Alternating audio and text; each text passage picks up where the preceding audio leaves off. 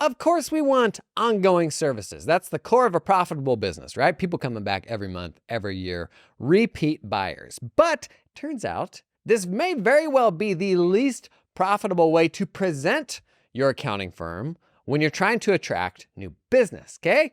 Come on in, let's talk about it. We're gonna explore some alternatives that could drive some big time profit for your firm.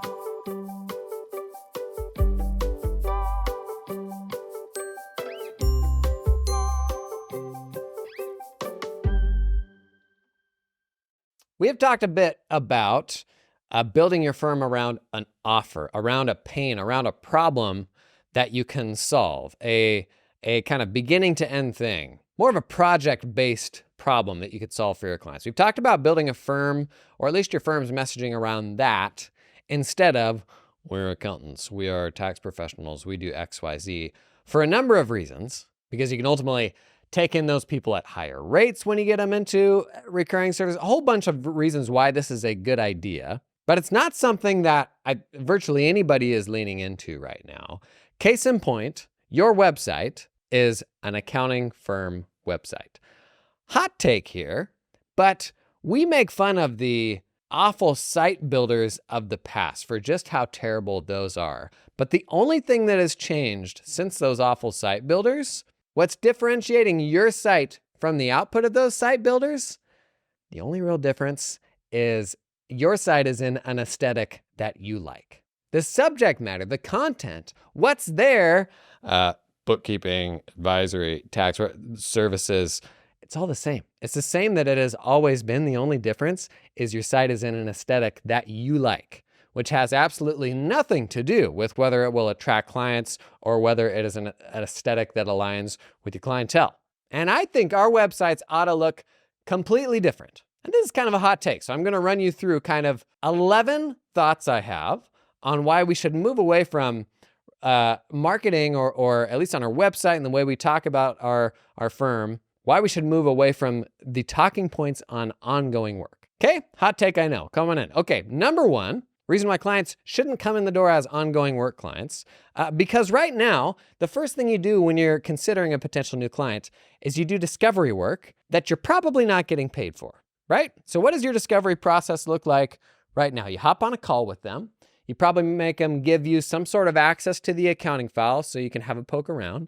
You have them give you prior year tax returns so that you can look around. And all of this is work that you are not getting paid for, but is necessary to determine if this is something that you want to tackle. And so let's just keep this super, super simple.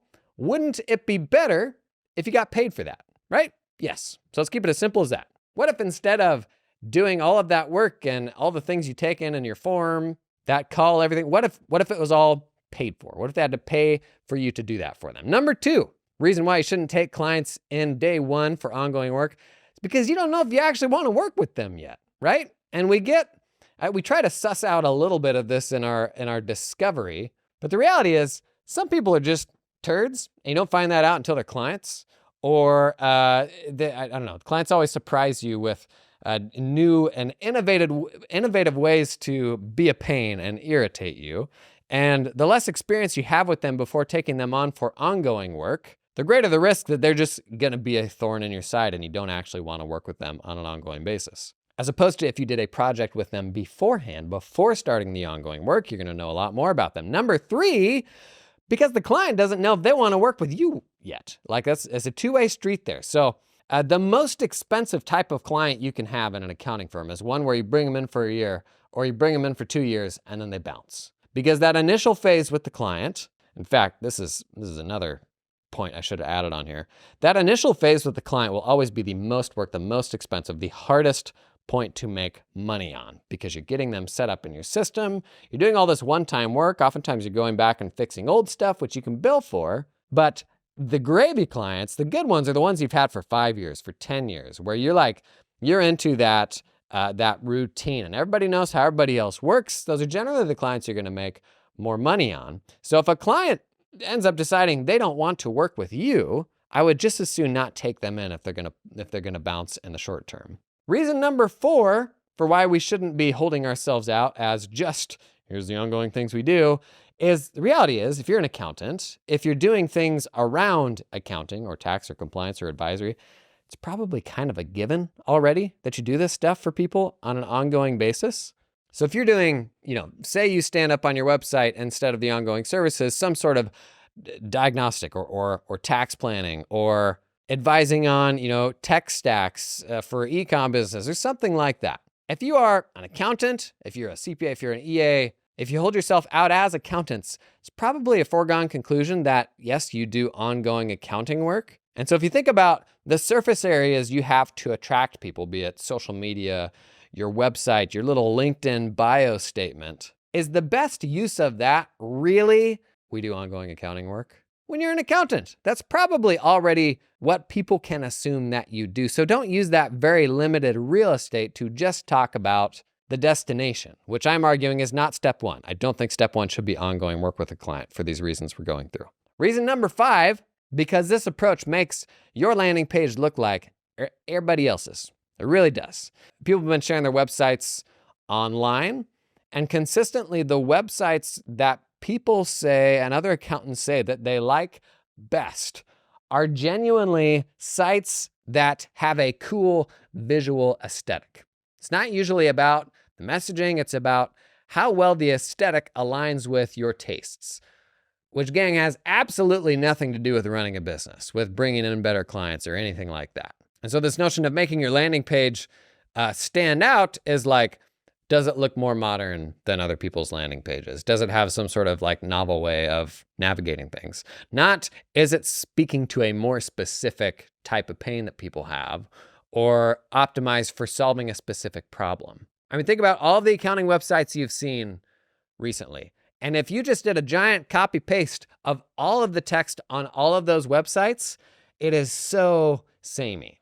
It really is. It's the same things like regurgitated in different aesthetics. And the only scenario in which you're going to win a client on aesthetics is when they are window shopping accounting firm to accounting firm, and your aesthetic just happens to line up with theirs. And that is in no way an indicator that they're going to be a good client, that they have money to pay you for what you do. That's just not a way to win clients, right?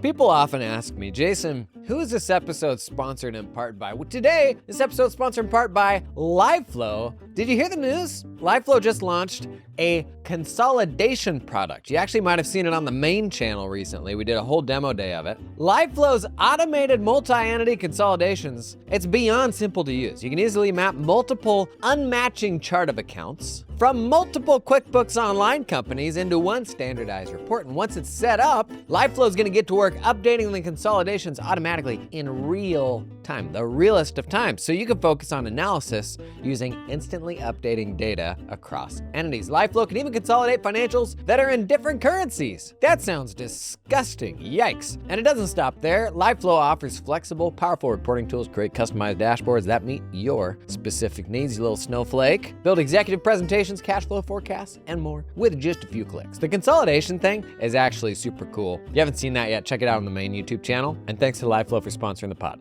This episode is sponsored in part by Cloud Accountant Staffing. Y'all know I'm a big advocate of hiring offshore. One of the biggest changes I made in my firm, we transitioned a legacy firm from 100% onshore local hiring to 100% distributed US and then 100% distributed globally hiring.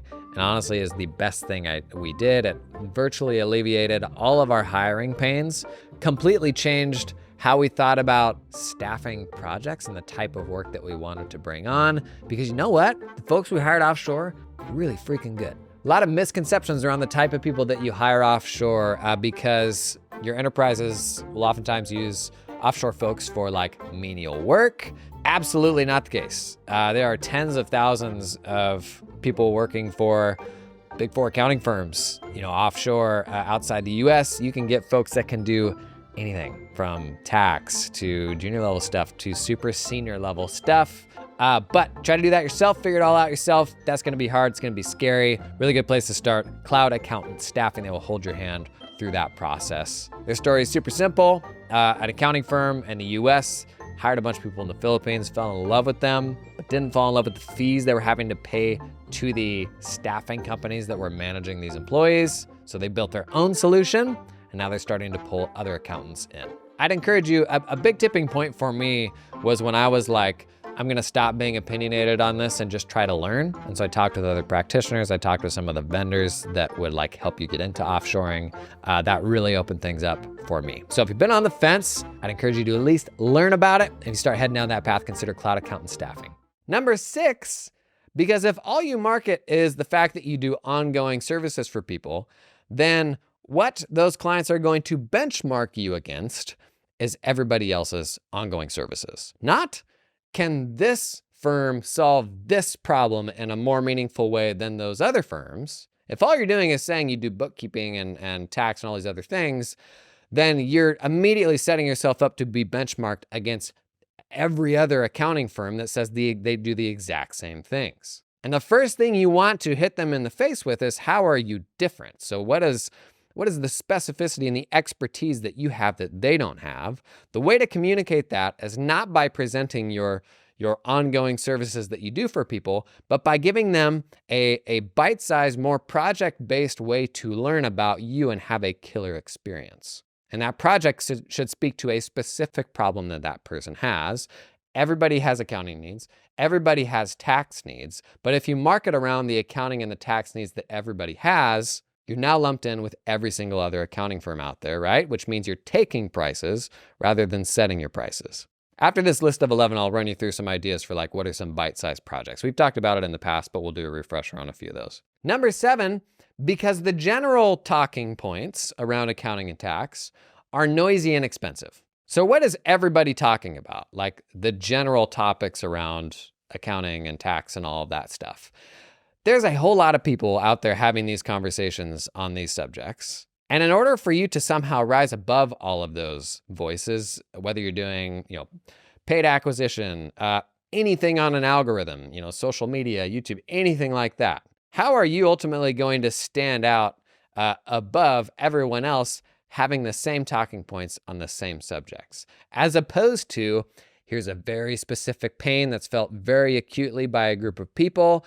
And this is also like the project that people do with us before they come into ongoing work in our accounting firm. Let's talk about this pain, this very specific thing that we have like a solution that we can get in front of clients before pulling them into ongoing work. If that pain is much more specific and something that people are much more fired up about, then when you're talking about that online, when you are testing out different copy on your website, it's cutting through the noise of all the general talking points that tons and tons and tons of people are putting out content around.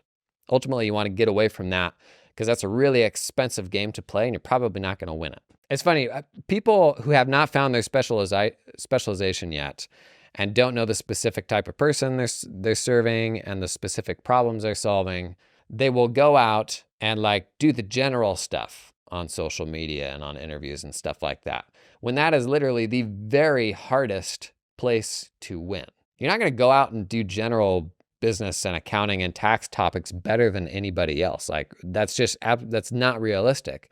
Oftentimes you're starting out in social media, you're learning how to do all this stuff well, and you're coming into the loudest, like most expensive places to have very generalized conversations that aren't super valuable, where you're then again getting benchmarked against everybody else doing that sort of content.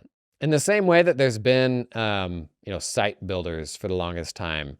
And then the next version of that is like professional services business templates and all of your website builders. Like all that is kind of the next version of the old site builders that we make fun of. In the same way that we have that, social media, and we're really getting to the same point there. So you see like, you look at services like, Canva that will help you put together a design and people go and post that stuff on Instagram. That whole aesthetic like all looks the same for people now.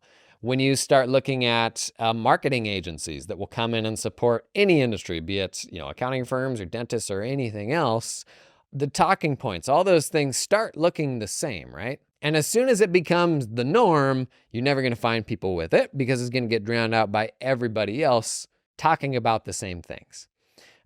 Reason number 8, because jumping straight into that ongoing work that everybody else does takes away from opportunities to lean into ROI-based pricing. So again, we are talking about the difference between taking prices that are set by the market and setting your own prices. And if instead of saying, I do accounting services just like the guy across the street, you can say, I solve this very specific problem for beekeepers that's costing you $20,000 a year, I'm only gonna charge you $5,000. And that problem behind the scenes is probably like a bookkeeping review or tax planning or something like that. The difference is I'm not walking and talking like an accounting firm on my website where it's like the exact same as everybody else. It's instead focused on the problems, the very specific problems that those people have. And if I can dare poke at the charging for the relationship dogma, how many people out there these days are shopping for a relationship versus have problems that they will happily pay somebody to solve? I would argue, and there are some of those people. So there are people who are like, I need an accountant. And so they go out and they shop for an accountant. But I would argue for every one person that's out there shopping for an accountant, there's 5 people out there who feel specific pains. And as they're scrolling or something like that, or they hear from a friend, this person has a solution for a pain, they're gonna be like, please, like score, like solve this for me. Because most people already have accountants, aren't thinking about you in their day to day, right? People are not going out there thinking, how can I find a better accountant today? Like that's not a thing that people are thinking about. I would argue that a relationship is a product of working together over time and finding mutual success. That is ultimately where a relationship comes in. But most people, they got problems and they'll happily pay you to solve those problems if you can convince them that you have a solution you can provide and that there's little risk to them in going through with that project. This episode is brought to you in part by TeamUp, helping you recruit top Filipino accountants without any ongoing monthly fees. The difference between TeamUp and all the other offshoring options is that TeamUp helps you hire staff directly. No middleman. You work directly with your new hire in the Philippines. Hire the person, not the company. Guys, gals, gang, here's just a few reasons to hire directly. You have access to higher level talent. Makes sense. You have complete control over team culture and training.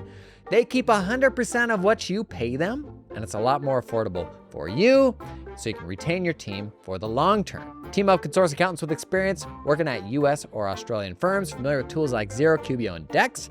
Also recruit specialist roles, team leaders, tax specialists, administrative assistants. Thought experiment. What if you had an executive assistant for the first time this tax season? Just throwing it out there. What would they do? Start at that email video I did on the main channel recently. Get help with that stanky old inbox. I digress. TeamUp recruits these talented folks for a flat one-time fee of 4,000 US American dollars. That's it, 4K one time. Somebody at Robert Half just did a spit take. Robert Half reference. We ever gonna get Robert Half to sponsor this podcast? Not anymore. And they can connect you with an affordable employer of record if you need help with payroll and compliance once you hire that person. Big fan of hiring in the Philippines. You know I did a bunch of that. Check out the link in the description to learn more about TeamUp. Number 9, this might be the biggest reason. There's one voice that tells you, well, if I don't market ongoing services, I'm gonna lose all those people who are in the market for ongoing services, right?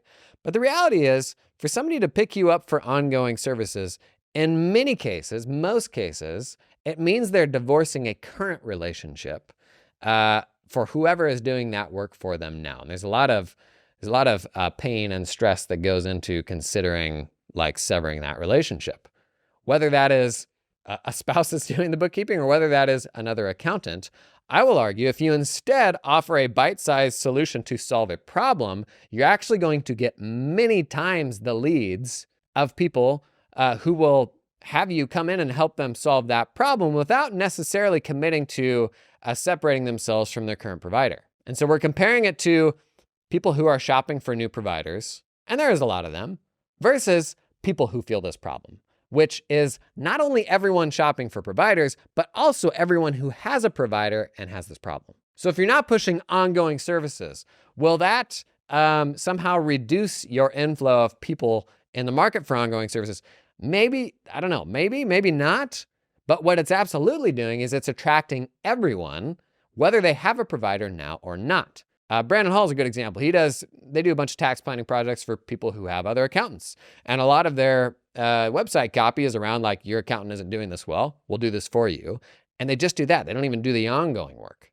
So this will actually attract you more clients, in my opinion, because it doesn't require them to divorce their current accountant. Number 10, because that little standalone project is a lower bar to at least get them into your network, get them into your fold. So if you're having conversations on social media about how to solve this problem, you can get that person into your circle, your extended circle, whether they're buying anything from you or not, in a way that you wouldn't otherwise get, right? So now we have this person at least somewhat in our orbit, as opposed to if all we do is market ongoing services and talk about general accounting and tax topics and they never even see you. And then last, number 11, if I have two favorites here, nine's probably my number 2, and then 11's probably my number 1. Because if you do a successful project with them and they are dazzled and they're impressed by your expertise, they will come in at a higher rate than they would otherwise. So somebody comes in from the street, they need ongoing accounting services. They're benchmarking you against everybody else. Somebody comes in for you to solve a very painful problem for them. You blow them away in the process. You do a great job and they're like, oh my gosh, this is such a better experience than I have with my current provider. Compare the rate at which those two people will come in the door and what they will happily pay you. The latter is paying you much more. And at a 50% margin firm, if you would have charged them $1,000 a month and now they're willing to pay $1,500 a month, you just doubled your profit, right? You're making twice the money, or you're making the same money doing half the work now. So stack all these things up. The fact that people will pay you more money, the fact that you will actually get more leads, the fact that you'll now get paid for that discovery project or whatever you want to call it, the fact that you'll stand out better because you're rising above the general accounting and tax messaging. Stack all these things up. I think it's a really compelling argument for building your website, your social media, all that around a specific problem for a specific person that is priced as a standalone project.